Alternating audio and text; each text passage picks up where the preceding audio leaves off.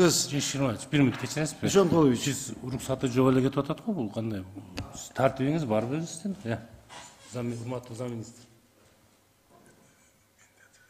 Бул депутаттардан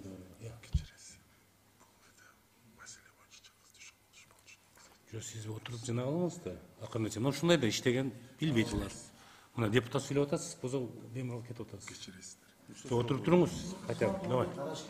Отуруңуз сиз. Жөнөкөй болсоңуз онда бир жөн эле. Сиз биринчи замбы?